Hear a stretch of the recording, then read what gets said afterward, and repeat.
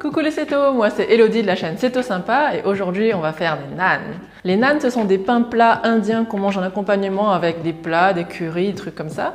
Et il y a plein de variétés de naans. Là aujourd'hui je vais vous montrer un naan nature et en bonus, restez jusqu'à la fin, je vais vous montrer comment on peut faire un naan au fromage.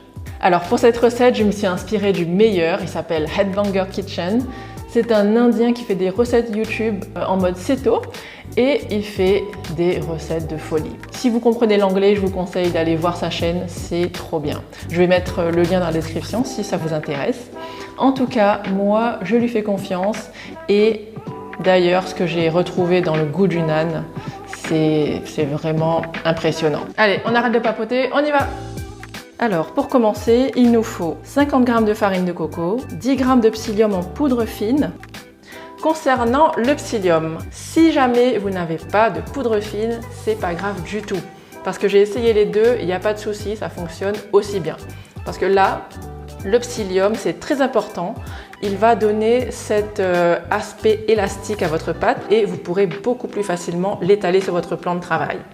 Donc surtout ne le zappez pas et ne le remplacez par rien d'autre parce que c'est vraiment le psyllium qui donne cet effet élastique et qui donne ce petit côté pain à la pâte. Une demi-cuillère à café de levure chimique, 240 ml d'eau chaude, 20 g de beurre fondu ou de ghee et du sel. Maintenant, il n'y a plus qu'à tout mélanger dans un bol. Vous pouvez commencer par mélanger à la cuillère et ensuite continuer à la main parce que ça va commencer à être de plus en plus dur. Donc après, utilisez vos mains et pétrissez bien la pâte et formez une boule. Si jamais vous avez des difficultés à former une boule, n'hésitez pas à ajouter un tout petit peu d'eau chaude pour réussir à bien combiner toute la pâte ensemble. Une fois que vous avez obtenu votre boule, laissez reposer pendant 10 minutes.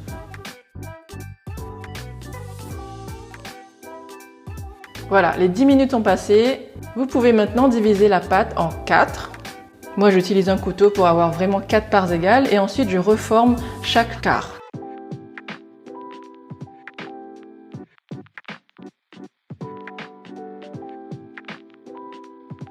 Maintenant, il n'y a plus qu'à étaler chaque pâton entre deux papiers cuisson. Alors, essayez d'aplatir la pâte le plus possible parce qu'à la cuisson, elle va se rétrécir. Si jamais vous n'avez pas de forme régulière, c'est pas très grave. De toute façon, les naans, ça n'a pas de forme régulière.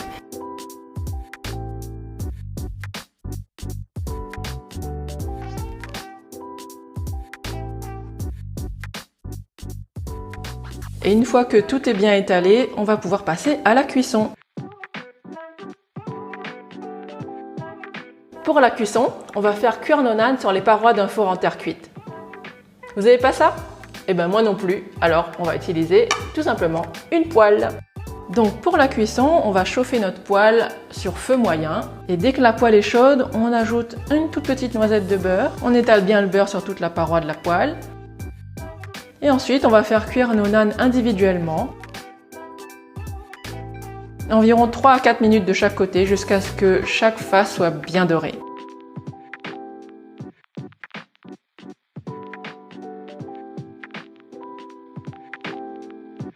Et voilà, c'est prêt! Hop, attendez, c'est pas fini, je vais vous montrer tout de suite comment on fait les naans au fromage. Pour les naans au fromage, c'est très simple. Vous prenez vos pâtons étalés et à l'intérieur, vous mettez une bonne cuillère de cream cheese, de Saint-Moré ou de Philadelphia par exemple.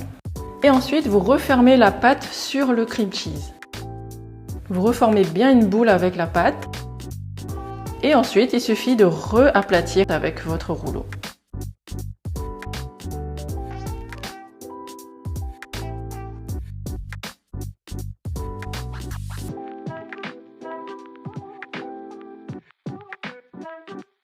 Et après, on procède pareil pour la cuisson. 3 à 4 minutes de chaque côté et on est bon.